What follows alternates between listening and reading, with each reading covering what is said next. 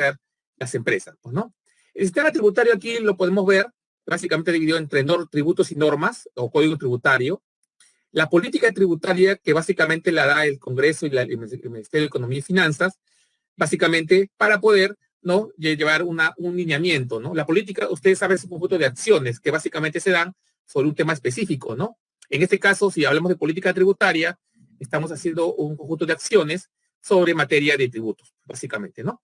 Y obviamente tiene que estar el Congreso y el Ministerio de Economía y Finanzas, ¿no? Justamente creo que la semana pasada se pusieron de acuerdo el Congreso con el Ministerio de Economía y Finanzas para que poder un poquito ser flexibles en el tema de los tributos, creo, ¿no? Creo que los que tenían tributos pendientes se ha alargado hasta diciembre de este año, ¿no?, para pagar los tributos. Poder un poquito ser flexibles, ¿no?, en el tema de la administración tributaria. Las empresas. Tenemos básicamente hay las instituciones que recaudan impuestos, ¿no? O recaudan todos los tributos del Estado. Un tema específico, ahí tenemos básicamente la SUNAT.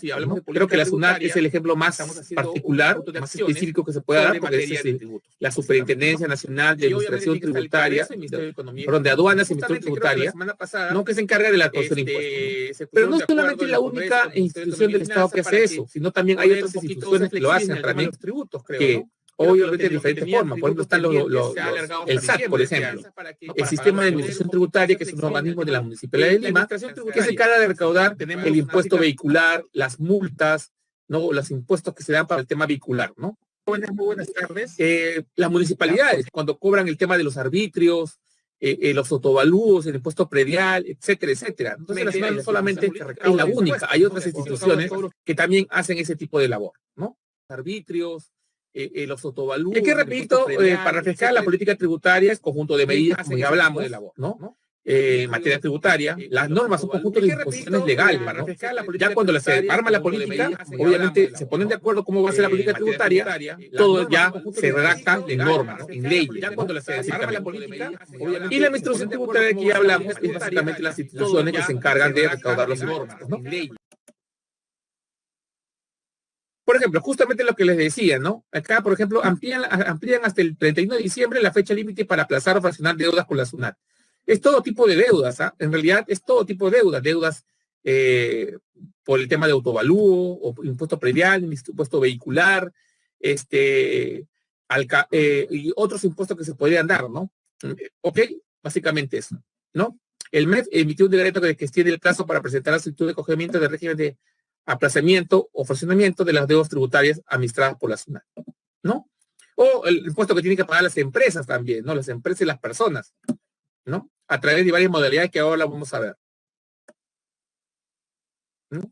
Los tributos básicamente, como ya les dije anteriormente, básicamente son las obligaciones o aportaciones obligatorias que tienen que hacer tanto las personas naturales o jurídicas residentes en un país hacia el Estado, ¿no? Y con ese dinero se supone que van a hacer obras públicas, ¿no? En teoría. Hay algunos principios que se deben tocar en el tema de los tributos. Por ejemplo, la legalidad. ¿Por qué? Porque cualquier impuesto que te imponga el Estado o cualquier organismo del Estado tiene que estar bajo una ley. Si no hay una ley que soporte ese tema del tributo, no es ilegal, simplemente, ¿no? Tiene que haber una ley, un decreto supremo, una disposición tanto del gobierno en general, ¿no?, del Congreso, en realidad, una ley que soporte, ¿no?, que avale ese nuevo impuesto, ¿no? Por ejemplo, hace algunos años, antes del gobierno de PPK, se aprobó, si no me equivoco, fue en el gobierno de Humala, se aprobó el impuesto a las transacciones financieras, el ITF. ¿Qué quiere decir el ITF? Eso salió por el tema del Congreso, si no me equivoco, del Estado, del Ministerio de Economía y Finanzas, para poder poner un impuesto a todas las transacciones financieras que se hicieran. ¿Qué quiere decir eso? Que si imagínate, yo quiero depositar un dinero en mi cuenta de ahorros, voy al banco y deposito 100 soles. ¿El ITF cuál sería?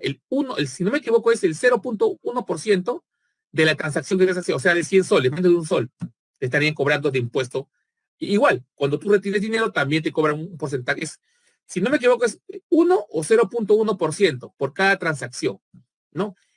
Les doy un ejemplo, simplemente así sencillo, ¿no? Cualquier tipo de transacción financiera se cobra un impuesto. Y obviamente ese impuesto lo cobran los bancos y los bancos después lo declaran a la SUNAT, ¿no? Y es un impuesto que va directamente a ellos, ¿no? Y con eso se entiende que hacen obras públicas. No con fiscalidad, no pueden exceder la capacidad contributiva del contribuyente. ¿Y qué quiere decir la capacidad contributiva? es la proporción de los ingresos, básicamente, ¿no? Que tiene un contribuyente. A mayor ingreso, mayor tributos, mayor impuestos o tributos en general, ¿no? Por ejemplo, si yo pertenezco a una empresa que se llama Licor, yo tengo una relación de dependencia, trabajo para la empresa, esa empresa, obviamente a mí me van a descontar mensualmente un porcentaje por la quinta categoría, la renta de quinta categoría, que lo vamos a ver en un momento. Obviamente, es de acuerdo al sueldo que gane. Si gano 5.000, me cobrarán un porcentaje del monto que estoy ganando, pero si gano 50.000 soles mensuales, obviamente el impuesto va a ser mayor, porque el porcentaje es de acuerdo a la cantidad que estás ganando, ¿no? Entonces, a eso se refiere la capacidad contributiva, ¿no? Básicamente, es una proporción a los ingresos del contribuyente, ¿ok?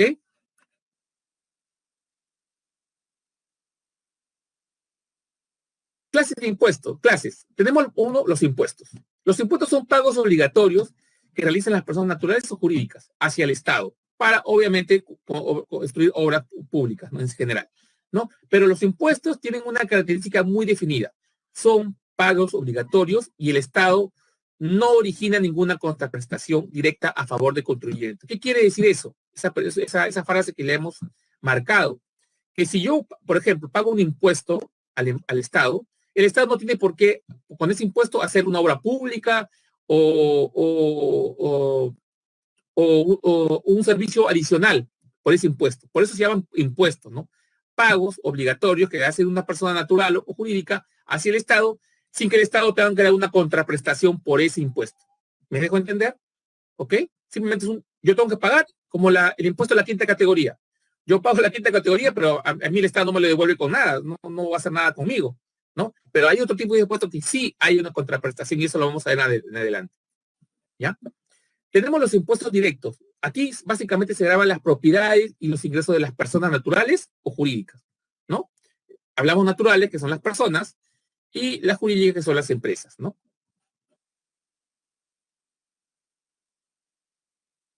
Impuestos directos. Tenemos básicamente uno, el impuesto de la renta. Creo que el impuesto de la renta ya todos de una forma lo conocemos. Básicamente se aplican a las rentas de capital, trabajo y bueno, otro tipo de ingresos, ¿no? Pero acá tenemos los cinco principales que se dan en el Estado peruano. La renta de primera categoría, la de segunda, la de tercera, la de cuarta y de quinta, ¿no? Y eso lo vamos a ver ahorita, cada uno de ellos. Las rentas de primera categoría graban todo lo que es el arrendamiento o subarrendamiento proveniente del sector de inmuebles, básicamente, ¿no? Todo lo que es sector inmuebles, básicamente, la primera categoría y ese arrendamiento están bajo la primera categoría. Puede ser tu casa, tu carro, no sé, un negocio, un terreno, etcétera, ¿no? Por ejemplo, imagínate que yo tengo mi departamento y lo voy a alquilar a una persona, ¿no? Yo te alquilo mi departamento y tú por contrato, lo hacemos un contrato, y me va a pagar por mi departamento 1.500 soles, ¿no? Entonces, ¿yo qué tendría que hacer? ¿En qué modalidad estoy? Bajo las rentas de primera categoría, porque esa transacción yo tengo que declararla a la SUNAT para que me haga el descuento, obviamente me aplique el impuesto y tengo que pagarle a la SUNAT por eso. ¿Me dejo entender? ¿No? Entonces, quiero alquilar un terreno, una chácara que tengo en el norte, por ejemplo, ¿no? Una chácara, esa transacción está bajo la modalidad de la primera categoría, ¿no? Básicamente ese arrendamiento o subarrendamiento significa alquiler en general, ¿no? Pero se llama simple arrendamiento o subarrendamiento en temas financieros, pero en realidad es un alquiler, ¿no?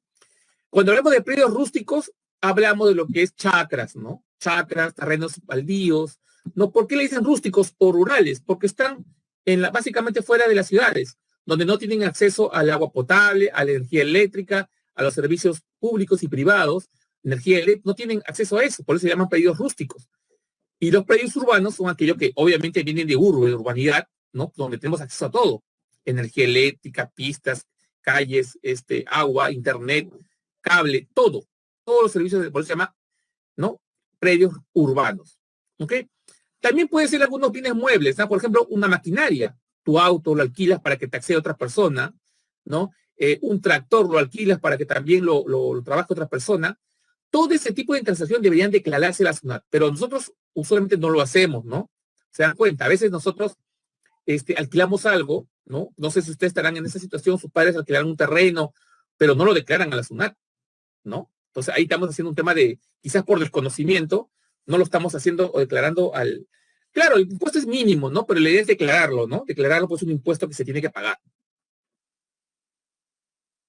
¿Ok? La segunda categoría, lo que marca aquí es el sector financiero y la venta de inmuebles, ¿no? Aquí, básicamente, ¿no? La venta de inmuebles es, diga, volvamos al ejemplo de mi departamento. Tengo mi departamento y lo quiero vender, ¿ya? Lo voy a vender a $100,000. Esa venta, ¿no? De esa transacción, de esa venta, de ese dinero que me va a ingresar, tengo que aplicarle, acá hay un error, es el 3% de Alcabala, ¿ya? Ese 3% de los $100,000 vendría a ser como $3,000.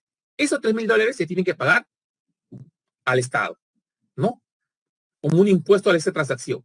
Entonces, todo lo que es venta de inmuebles, terrenos, casas, departamentos, se aplica el alcabala, el impuesto de alcabala, que es el 3%. Acá hay un error, por eso corrijan, por favor, es 3%. ¿Ya? ¿Ok? Todo tipo de transacción para venta de inmuebles. Inmuebles, ¿ah? Y nos dice también el sector financiero, ¿no? También grava los intereses por acumulación de capitales, regalías, patentes y renta vitalicia. Lo vamos a ver ahorita también. ¿Ya? ¿Qué es la regalía? Se refiere al dinero que obtiene del dueño de un derecho, básicamente, ¿no? Por ejemplo, si tenemos ahí el ejemplo del señor Mick Jagger, ¿no? Mick Jagger es un cantante, o ha sido de los 80, que ha compuesto mucha música, ¿no? Es básicamente de su autoría, ¿no? De su ingenio, de su habilidad, de su intelecto, ha compuesto buena música. Pero durante los años, otras personas o empresas usan esa música para hacer otro tipo de productos o promocionar otro tipo de servicios, ¿no? Obviamente, al utilizar la música, ¿no? Que es de Mick Jagger, tiene que pagarle a Mick Jagger una regalía por los derechos de usar su música, ¿no? Entonces, obviamente, se tiene que pagar, ¿no? Eso se llama regalía, ¿no? ¿Me dejo entender? Entonces, la regalía es básicamente el alquiler de un derecho que tú tienes, ¿no? Cuando tú alquilas ese tipo de derecho. Por ejemplo, si yo soy Mick Jagger y pongo mi música para que la utilicen, obviamente, y lo voy a utilizar para ganar un beneficio, obviamente tengo que pagarle una regalía a mi persona en ese caso, ¿no? ¿No? ¿Para qué? Porque yo soy el actor intelectual de esa música y estás utilizando mi música para hacer negocio. Por lo tanto, necesito que me pagues por eso. Es más, necesito no solamente regalías, ¿no? Una autorización. Viene con todo seguido, ¿no? A eso se refiere las regalías, ¿ok? La patente es un derecho exclusivo que concede el Estado para la protección de una invención.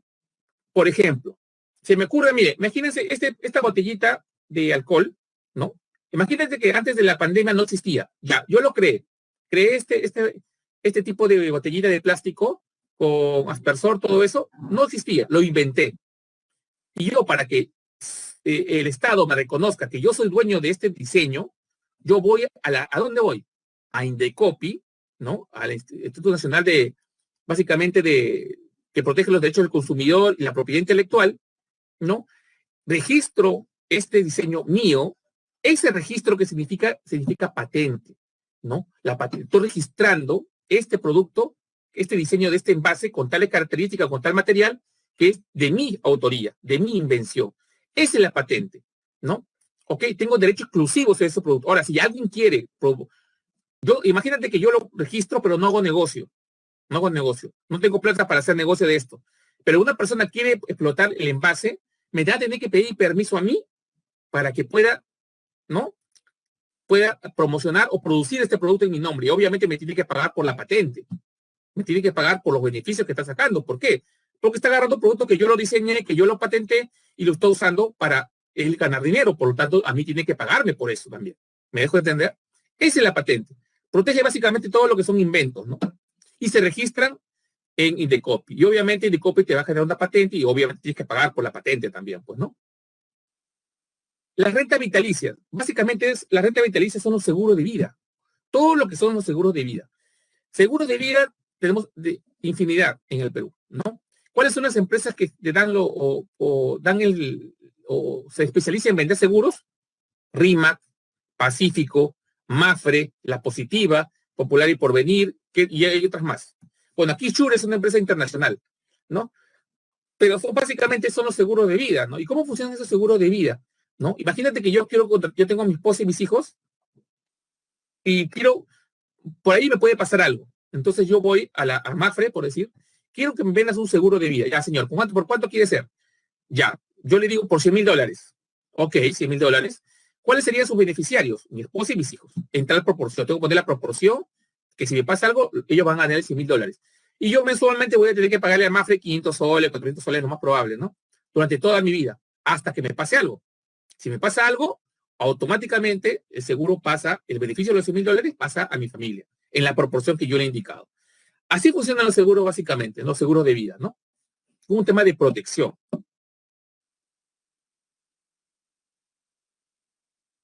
Los impuestos directos, acá la tercera categoría. Acá graba todas las rentas provenientes de las actividades comerciales, industriales o servicios. Aquí entran todas las empresas que ustedes conocen. Alicor, LAN, Sky, Minera Yanacocha, Cineplanet, Interbank, BCP, BBVA, todas las empresas comerciales, las grandes empresas, medianas y grandes, pagan el impuesto de la tercera categoría. Y acá el impuesto, la renta en el Perú, perdón, es alrededor del 30%. ¿Qué quiere decir el 30%? Imagínate que Ripley facturó en un año, en el 2019 facturó, a ver, 3 millones de dólares. Facturó en ventas, ¿no? ¿Cuánto sería el impuesto que tiene que pagar? El 30% de esa cantidad. O sea, aproximadamente $1 millón tenía que pagar a la SUNAT por impuesto. ¿Es alto el impuesto? Sí, es alto, es bastante alto. 30% de todos los ingresos que tienen las empresas se queda en el Estado, ¿no? Entonces es bastante el impuesto. Obviamente, no todas las empresas pagan ese porcentaje. Por ejemplo, las pequeñas y microempresas, las MIPES, no pagan esa cantidad, pagan mucho menos, un porcentaje mucho menor. ¿Por qué? Porque se supone que, si ustedes se acuerdan de la economía informal, ¿qué busca el Estado? Que las empresas sean formales, las pequeñas empresas sean formales para que saquen su número de RUC y puedan pagar impuestos. Pero un impuesto no como el 30%, es mucho menor la tasa, no tengo el valor, pero es mucho menor. ¿Por qué? Porque obviamente buscan que se formalicen. Imagínate que les cobren el 30% a las pymes, pues ni hablar, pues, ¿no? Entonces tiene que ser un porcentaje mucho menor, ¿no? Con la finalidad de motivar a las personas que se formalicen, ¿no? Eso busca el Estado, ¿no? Y obviamente pagar impuestos, ¿no? Entonces, aquí podemos encontrar a todas las empresas del sector, tanto de bienes y servicios, entran en esta categoría. Las de cuarta categoría, aquí graba el impuesto a los trabajadores independientes, ¿no? Por el ejercicio individual de una profesión, ciencia o oficio, ¿no? Por ejemplo, un ingeniero, creo que les puse el ejemplo la otra vez, cuando una persona, digamos, Alicor, ahí tiene su gerente de producción, tiene 100 trabajadores en su planta, y quiere dar una charla de seguridad, pero dentro de la empresa no hay una persona capacitada para dar una charla de seguridad. El uso de EPPs, básicamente normas de seguridad, etcétera. Buscan fuera de la empresa una persona, un ingeniero en seguridad, salud ocupacional, lo trae a la empresa, para que le dé la charla a sus trabajadores, le va a pagar, por decir, 5,000 soles, ¿no? Hace su charla de 3 días, capacita a todo el personal de la planta, ¿no? Y se retira. Cobra su dinero, el señor, obviamente, el ingeniero de seguridad de salud ocupacional, le da su recibo por honorario, porque eso es lo que distingue al trabajador independiente, el recibo por honorarios, y la persona que le da su cheque, usualmente va un cheque, que ya vimos que es un cheque, ¿no? Es que reemplaza el dinero, cuasi dinero que reemplaza el dinero en forma temporal, ¿no? Y este señor lo cobra en el banco, pues, ¿no? ¿Me dejo entender? Entonces, ese es un caso, ¿no? Pero también puede ser otro caso. Por ejemplo, una persona, un oficio, digamos, un carpintero, un carpintero que hace un mueble para tu casa, ¿no? Y ese mueble te cuesta, no sé, hace muebles para la cocina, que está como 1,200 soles, que me cobraron a mí, ¿no? Obviamente ese señor está haciendo un trabajo, debería girarme un recibo por honorarios, ¿no? Porque es un trabajo independiente. Él hace el trabajo, me pone todos los gabinetes, toda la cocina, durará pues unos 3 días, hacer todo eso, y yo le pago los 1,200 soles, por decir. Pero él debería girarme un recibo por honorarios, ¿no? Pero usualmente no lo hace. Entonces ahí también tenemos un tema ¿no? De evasión, ¿no? Usualmente no se hace eso, ¿no? Tú traes un carpintero, obviamente ese carpintero debe tener un taller de carpintería, debería tener una licencia de funcionamiento, debería estar registrado como una empresa pequeña, ¿se acuerdan? Unipersonal, ¿no? Y obviamente tributar, pero no lo hacemos, ¿se dan cuenta? ¿Por qué? Porque básicamente estamos en la parte informal, ¿no? En la informalidad. ¿Se dan cuenta cómo todo comienza a tener más engranajes? Todo comienza a engranar. de todo lo que hemos visto. ¿Ok?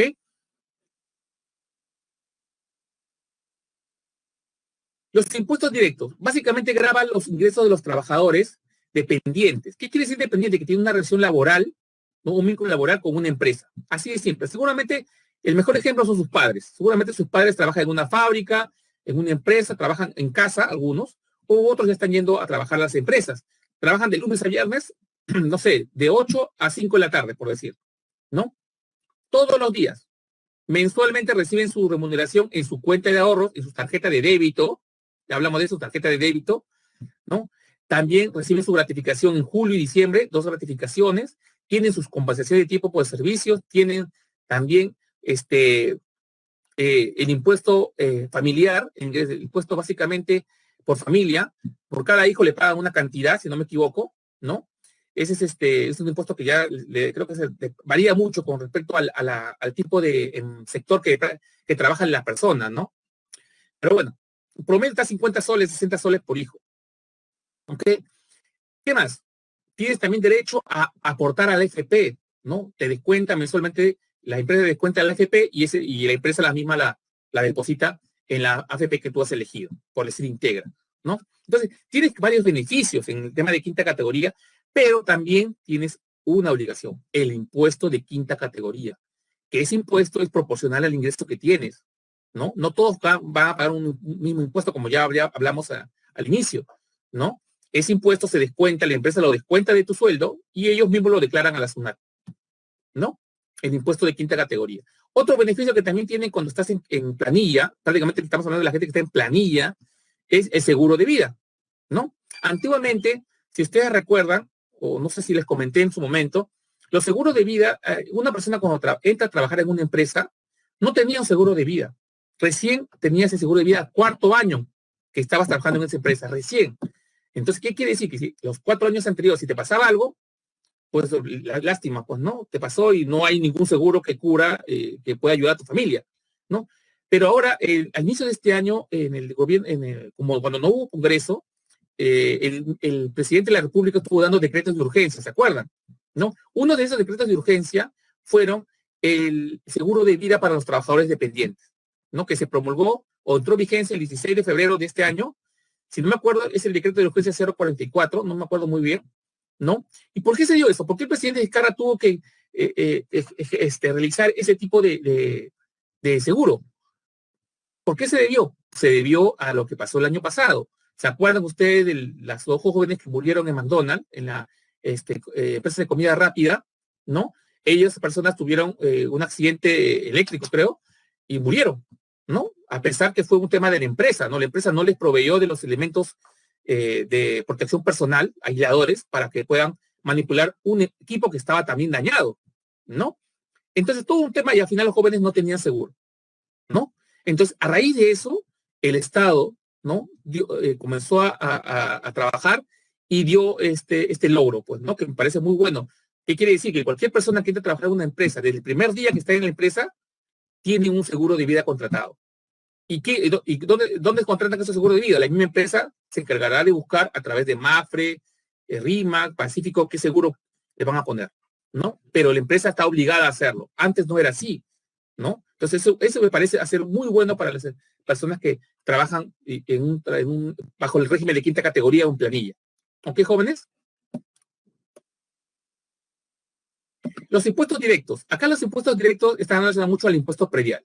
¿Y qué es el impuesto predial? Quizás ustedes no lo conocen como impuesto predial, pero quizás lo conocen como autovalúo, ¿no? ¿Quién no ha pagado o ha ido a pagar alguna vez el autovalúo a la municipalidad, ¿no? ¿Me dejo entender? ¿No? Entonces, básicamente ese tipo de impuesto agrava todo, básicamente el valor anual de tu casa. Básicamente el autovalúo es un documento en el cual se plasma el valor por metro cuadrado de tu casa. Y obviamente también si está construida vale más, obviamente, ¿no? Y eso de predios urbanos o predios rústicos, ¿no? El impuesto del patrimonio vehicular, ¿no? El impuesto vehicular, ¿no? Es el valor, el impuesto que se aplica a los autos nuevos, básicamente, ¿no? ¿Qué quiere decir nuevos? Por ejemplo, el año pasado yo me compré mi carro, ¿no? Y yo, obviamente, si yo lo compré en 2019, yo tengo que pagar por 3 años ese impuesto, o sea, 2020, 2021 y 2022, o sea, el 2022. ¿Y cuál es el impuesto que te paga? Es el 1% del costo del vehículo.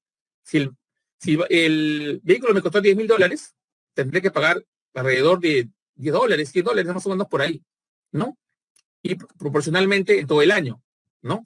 Entonces, ese es el puesto, y obviamente para el 2021, 2022, hasta el 2021 que tengo que pagar. Por 3 años seguidos nada más tengo que pagar ese impuesto, ¿no? Es un impuesto. ¿Y quién lo recauda? El SAT, la Superintendencia de Administración Tributaria, que es un organismo de la Municipalidad de Lima, ¿no? Que se encarga de, básicamente, cobrar ese impuesto, ¿no? Si tú no pagas ese impuesto, obviamente, pues tu auto está con orden de captura, puede ir al depósito, ya es más caro todavía. El SAT se encarga de cobrar muchos impuestos, o sea, no solamente el tema del vehicular, sino también el impuesto predial también. Puedes pagar el tema de los terrenos, ¿no? Puedes pagar el tema también de las multas de los carros, ¿no? Básicamente se hace ahí. Todo lo que es pago de multas se hace ahí en el SAT, ¿no? Sobre todo si es de tu auto, camión, bus, etcétera. ¿Ok? El impuesto de la cabala, ella lo que les comentaba, ¿no? Básicamente grava la transferencia de propiedad de bienes inmuebles, ¿no? El porcentaje es 3%, ¿no? Solamente es 3% como les decía, no es 5, es 3%, ¿no? Puedo vender, como les decía, un terreno o un departamento a $100,000 y yo tengo que pagar por esa transacción al Estado el 3%, o sea, $3,000 de 100,000, creo que 3% es $3,000, ¿no? O $300, no sé, pasando por la cantidad, la proporción. Tengo que pagar al Estado, ¿no? ¿Me dejo entender? ¿Ok? Entonces, ese es el tipo del impuesto a la cabala, ¿no? Que grava la transferencia de propiedades de bienes inmuebles. Usualmente terrenos, departamentos, casas, edificios, terrenos rústicos, terrenos privados, urbanos, etcétera. ¿Ok? Hasta aquí. ¿Está todo claro?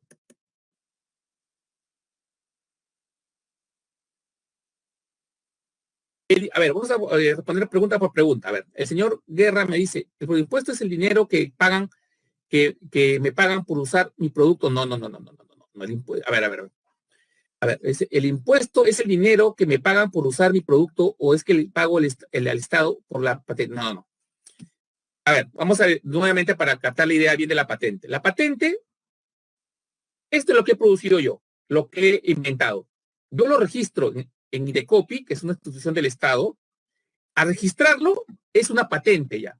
¿Por qué? Porque está representando mi propiedad, ¿no? ¿Me dejo entender? ¿Ok?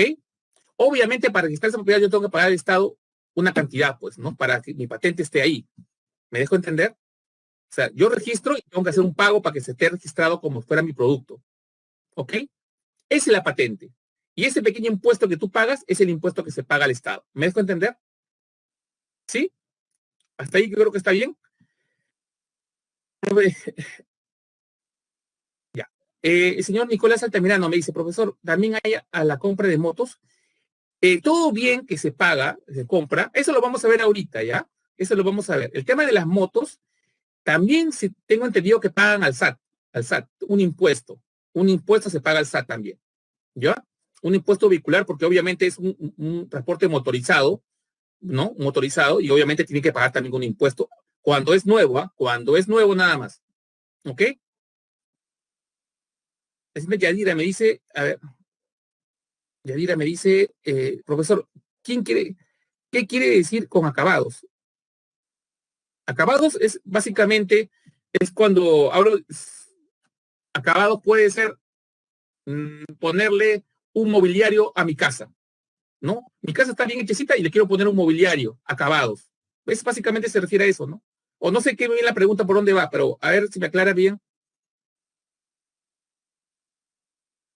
Ah, ahí es una buena pregunta. La señora Sofía Adamantía. Ese es el acuerdo, depende. Por lo general, lo tiene que pagar. Si yo soy mira, imagínense, si yo soy el que va a vender mi departamento, ¿qué haría yo? Porque yo soy el que tengo que declarar eso, ¿ah? Yo sería, con el vendedor tiene que declarar eso a la SUNAT porque la propiedad es mía, ¿no? Y obviamente obviamente cuando la estoy comprando, la voy a transferir a otra persona. Entonces yo sería como vendedor, yo, como dueño del predio, yo debería pagar el impuesto, ¿ok? Yo debería pagar el impuesto, ¿ok?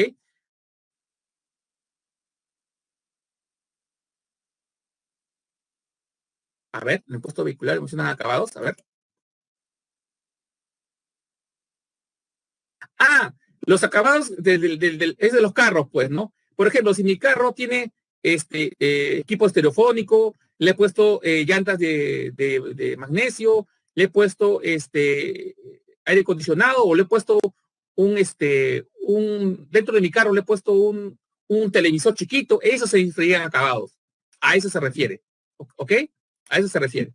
Ya, realmente se paga por todo. ¿Ya? Así le ponga todos los acabados. ¿Ok? Entonces, volviendo a la pregunta de la señorita Sofía, sí, usualmente el vendedor es el que paga el impuesto, ¿no? Pero obviamente, pues, ¿por qué? Porque la propiedad es mía y cuando haga la transferencia yo tengo que pagarle al Estado esa cantidad, el 3%. ¿Ok, señorita Sofía? Bueno, hasta ahí estamos bien entonces. Acá vienen los impuestos indirectos, ¿no? Los impuestos indirectos son aquellos que no están relacionados con la capacidad adquisitiva del contribuyente, ¿no? Y que simplemente se tiene que pagar porque hacemos, básicamente porque generamos un negocio, básicamente, ¿no? Tenemos tres clases de impuestos. El impuesto selectivo al consumo, que ya sabemos que ese impuesto grava todo lo que son bienes y servicios superfluos, ¿no? Básicamente que no son primordiales para, que no satisfacen las necesidades primarias ni secundarias, básicamente las terciarias, las de lujo, ¿no? Que no son vitales para la vida, básicamente, ¿no? Aquí tenemos, por ejemplo, la gasolina. Discrepo en eso, pero dice la gasolina, ¿no? El impuesto selectivo al consumo grava también la gasolina, grava los autos nuevos, de acuerdo con eso, grava también lo que son bebidas alcohólicas, grava lo que son los cigarrillos, los productos, básicamente, esos de energizantes que son muy, básicamente, productos muy, ¿cómo es la palabra? Muy, específicos, muy caros, básicamente, que no son necesarios, simplemente son como un gusto adicional, ¿no? Y otro tipo de productos, ¿no? Entonces, ese grava el impuesto selectivo al consumo, impuestos indirectos, básicamente a ciertos productos que son básicamente superfluos o que no son vitales para necesidades primarias o secundarias. Básicamente esas, ¿no? ¿Ok? Ahora, podemos discrepar mucho en la gasolina, porque la gasolina no es un bien superfluo, ¿no? Todos tenemos carro y el carro básicamente movemos al trabajo, las empresas de transporte, pero así está la ley, ¿no? El impuesto selectivo a la gasolina. El IGB, el impuesto general a las ventas, es el impuesto que se paga a cualquier transacción que se hace de venta o venta de un bien o un servicio. Por ejemplo, yo me voy a Saga, Falabella, y me voy a comprar un televisor, ¿no? Lo compro al contado, ya, para decir no a crédito, ya, al contado. Ya, me cuesta mil soles, un televisor de 32 pulgadas, 1.000 soles. Pago los 1.000 soles y Saga me va a dar un voucher, ¿no? Un voucher, en ese voucher está incluido el 18%. Y ustedes van a ver en ese voucher que dice IGB 18%. Dentro del precio de venta ya está incluido el 18%. ¿Qué quiere decir? Que la empresa Saga Falabella, ¿no? Si me ha vendido el producto a 1.000 soles, lo más probable es que cuando ya haga sus temas contables, se quede con 900 soles y 100 soles tiene que pagar a la SUNAT, ¿no? Como impuesto de IGB. Aproximadamente el 18%, o sea, 180 soles, más o menos, ¿no? Le va a tener que pagarle a la SUNAT. ¿Ves? A eso me refiero, ¿ok? Y eso puede ser cualquier bien. El restaurante también. Cuando tú vas a un restaurante, por ejemplo, en Don Belisario, por decir, de pollería, te dan un voucher y ahí está incluido el IGB también, ¿no? Obviamente a ti te dan el precio de venta, pues, para que tú veas el producto con el precio de venta incluido ya el IGB, ¿no? Entonces, obviamente, ellos lo separan y lo declaran a la SUNAT, ¿ok? A eso me refiero. Arancel. El arancel es un impuesto a las importaciones. ¿Qué quiere decir las importaciones? A los productos que vienen de fuera del país. Por ejemplo, imagínate que yo quiero, viene la temporada de Navidad y quiero hacer negocio con juguetes. Compro juguetes en China a través de páginas, de temas de, entro, contacto a un proveedor y me traigo un container de juguetes. ¿Saben? Traer esos productos, entran acá a la aduana peruana, llegan al puerto del Callao. Yo para sacar esos productos de juguetes de plástico, tengo que pagar un impuesto. A ese se llama el impuesto arancel, ¿no? ¿Para qué? Para nacionalizar ese producto importado y ya hacerlo nacional. Y de aquí yo lo retiro y comienzo a venderlo a todo el público en general.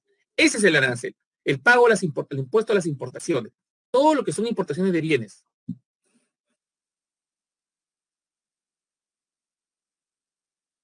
¿Ok? ¿Hasta aquí también está claro todo? Me quedan 10 minutos.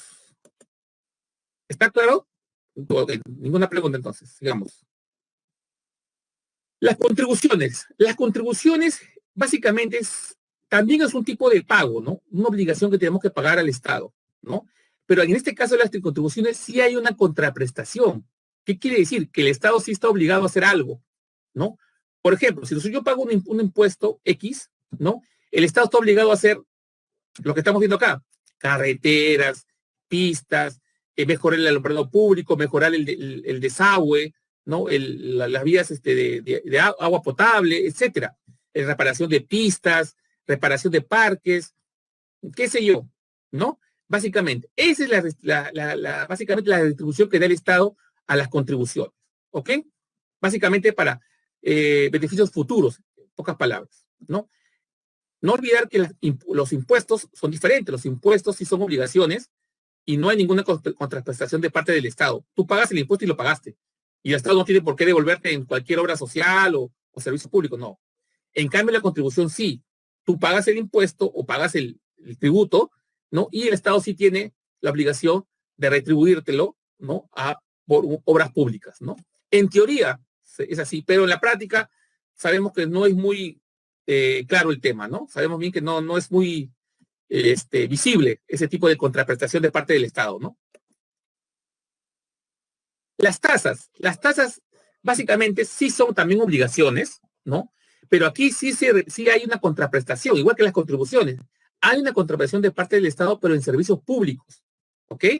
En la contribución era obras públicas y aquí en las tasas es servicios públicos. Por ejemplo, los arbitrios. Los arbitrios. En los arbitrios, ¿qué pagamos nosotros? ¿No? Los arbitrios usualmente vienen con el impuesto predial, ¿no?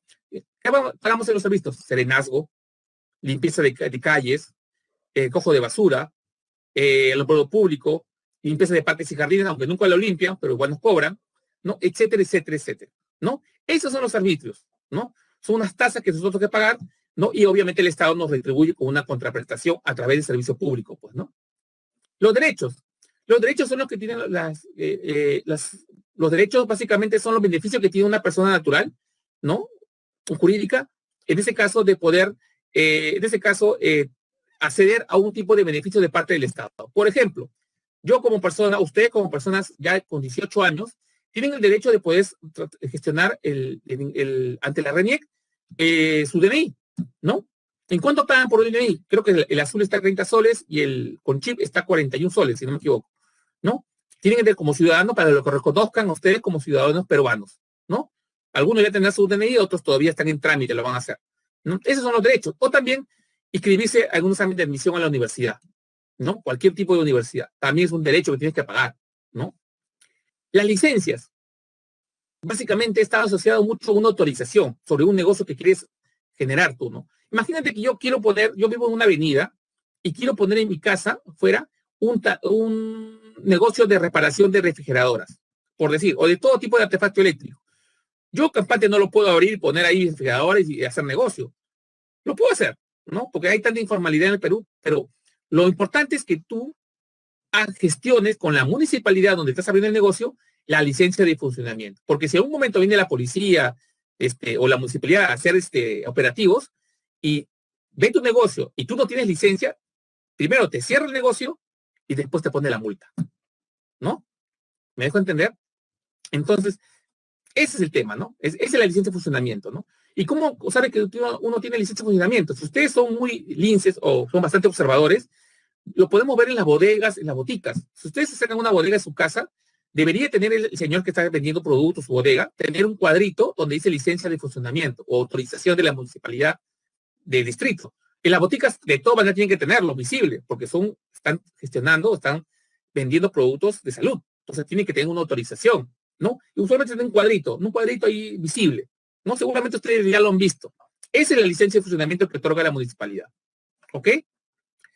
Un ejemplo de esto también que ha pasado y que no tenía licencia de funcionamiento por lo que pasó en Los Olivos, por ejemplo, esa discoteca, que no era discoteca, que al final estaba inscrita como una empresa textil, pero al final estaba haciendo como un tema de discoteca, no tenía licencia de funcionamiento tampoco, ¿no? Entonces, obviamente, pues, también hay un ejemplo, ¿no? La presión tributaria. La presión tributaria, ya entrando un poquito ya al tema de tributos, es la relación o la proporción de la riqueza generada en el país que es destinada al Estado, a través del sistema tributario, ¿no? ¿Cómo se da?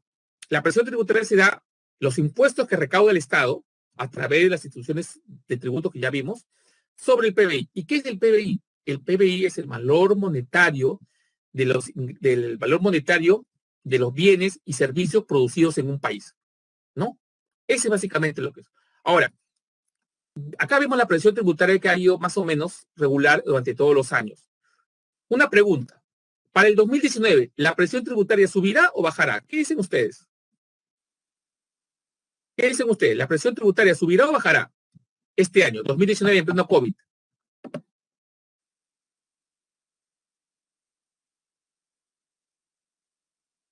A ver, es al sentido común, jóvenes. Le puedo poner un texto y ustedes analizan si la presión tributaria sube o baja.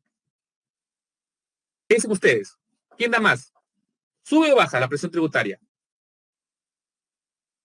El impuesto, vamos a repetir, el impuesto es lo que recauda el Estado, ¿no? A través de las instituciones. Y el PBI es el valor monetario de bienes y servicios producidos por un país en un año.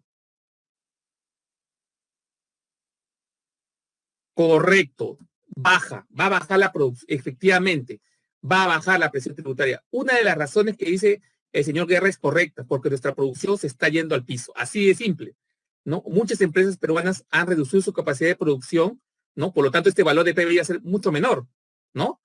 Entonces, obviamente, hay empresas que han quebrado, por ejemplo, Clomotex, seguramente ustedes han escuchado la empresa de transportes, ha quebrado, el mes pasado, si no me equivoco, se declaró en quiebra.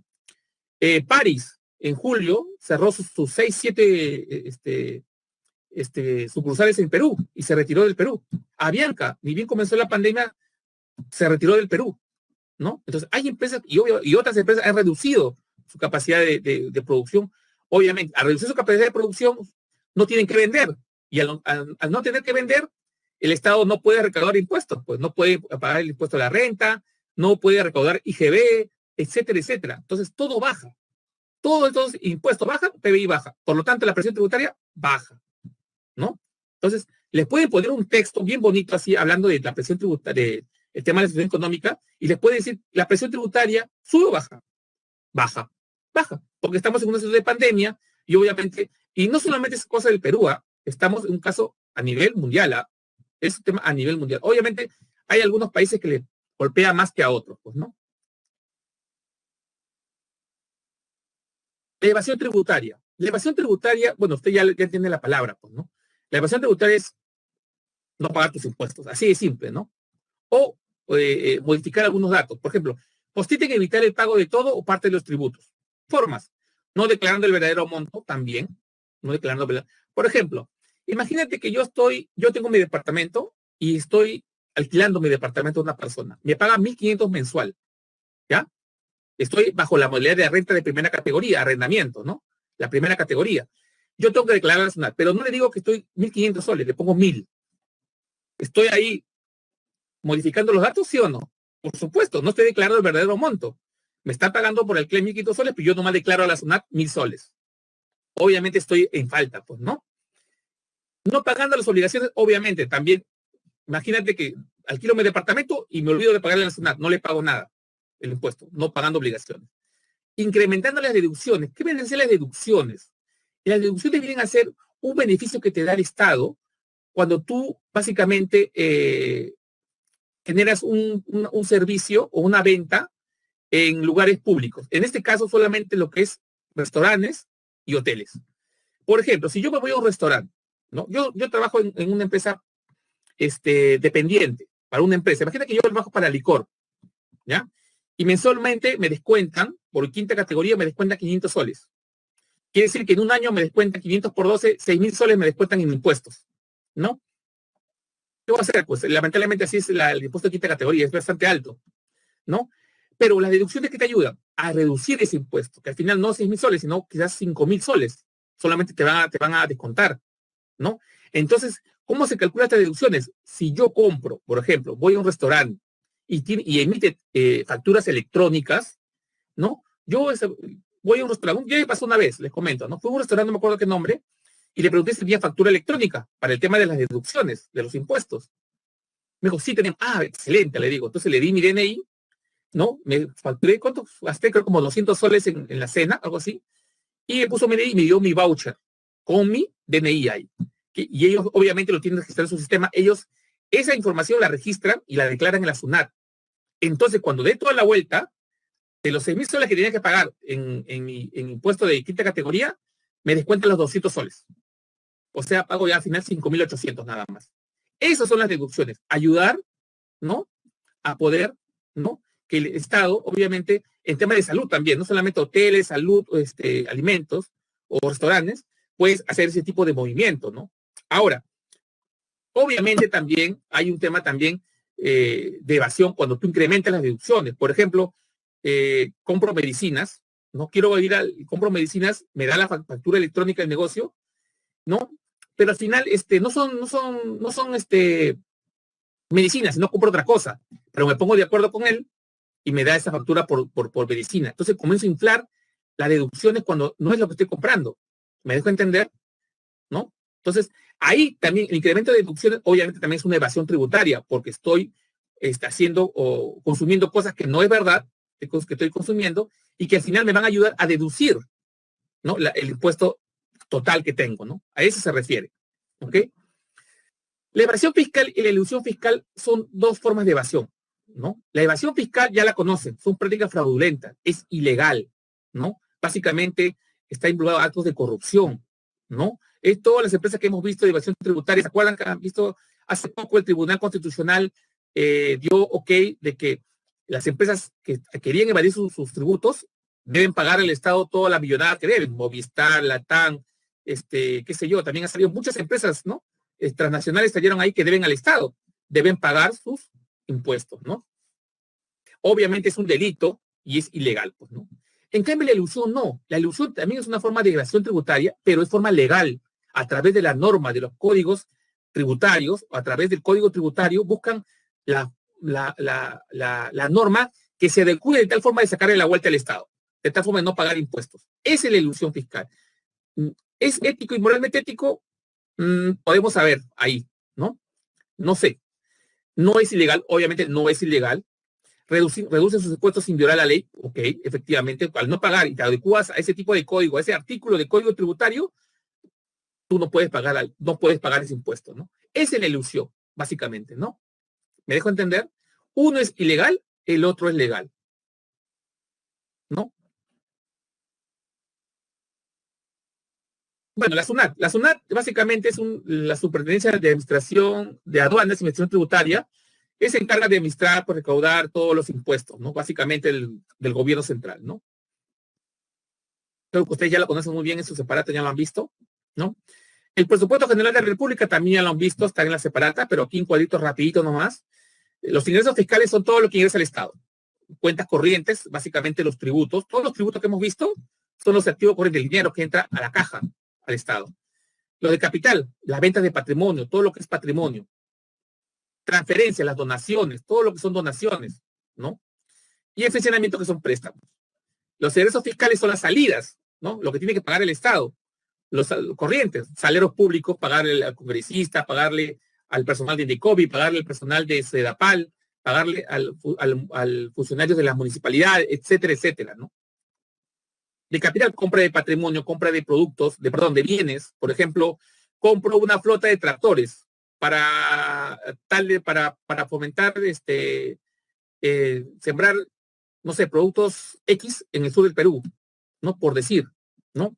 O también puede ser, compra una flota de autos policías, ¿no? De autos para la Policía Nacional, compra de patrimonio, ¿no? Servicio de deuda, pago, ese es básicamente el pago a la deuda externa, ¿no? Lo que tengo que pagar a la deuda externa, el capital más sus intereses, ya vimos, ¿no? ¿Se acuerdan del capital más intereses? Es el crédito, pues, ¿no? El crédito es el que el Estado ha pedido a los bancos extranjeros y nosotros tenemos que pagar su capital más sus intereses, ¿no? Y la reserva de contingencia, que es la reserva o las reservas netas, ¿no? Las reservas internacionales netas, que en el Perú están bordeando, antes de la pandemia estoy hablando, estaban bordeando los 70,000 millones de dólares. Creo que lo dijimos, ¿no? Y ahora no sabemos cuánto estará. La verdad, cuando termine esto de la pandemia y termine el año, se va a ver realmente cómo han quedado las finanzas, ¿no? Del Estado. Obviamente que sí se han reducido, ¿no? Porque básicamente se ha utilizado esa reserva de contingencia, ¿no? Que son las reservas internacionales netas. jóvenes. Entonces, aquí les estoy dejando la respuesta a los ejercicios. Espero que les haya gustado. Es bastante amplio el tema, ¿no? Igual les voy a dejar aquí cualquier duda que tengan, igual no se queden con la duda, vayan a Multichat o lo vemos la próxima semana. Por favor, ahí todos puedan ver el tema de la encuesta. Ahí están las alternativas. Espero que haya capturado las mejores imágenes de la presentación y les ayude bastante a hacer ayuda a memoria, más que nada, ¿no? Para que ustedes lo puedan repasar mucho más rápido, ¿no? Esa es la idea, ¿no? La PPT les ayude a aclarar las cosas, ¿no? Y dudas que tienen, conmigo o con el Multichat, ningún problema. ¿Ya, jóvenes? No sé si tienen alguna duda, alguna otra duda. Tenemos todavía un par de minutitos. No sé si tienen alguna duda especial acerca del tema que hemos visto. ¿Ninguna? ¿Seguro? ¿Ninguna duda tienen? ¿Todo está claro? Bueno, resumen. Los tributos se dividen en tres. Los impuestos, que son obligaciones que nosotros pagamos al Estado, personas naturales y jurídicas, sin ninguna contraprestación del Estado a esas personas. Las contribuciones, también es un pago obligatorio, pero en este caso sí el Estado tiene que dar una contraprestación a través de obras públicas.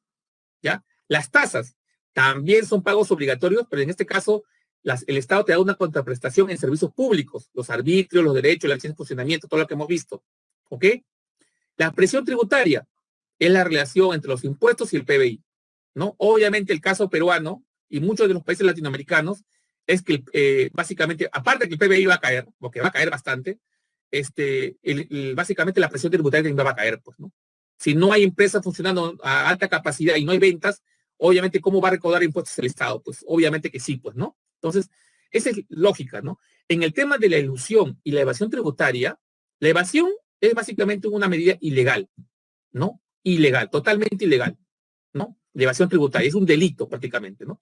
En cambio, la ilusión es una forma de evasión, pero legal. ¿Por qué? Porque se basa en el código tributario, en la norma.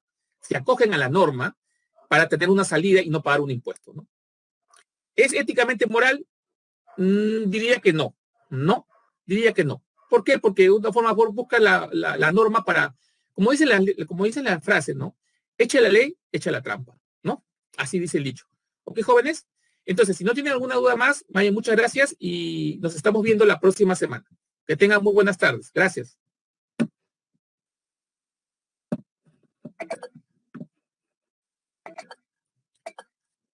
A ver, terminen por favor de hacerle la encuesta, por favor. Muchas gracias y cuídense. Que tengan buenas tardes.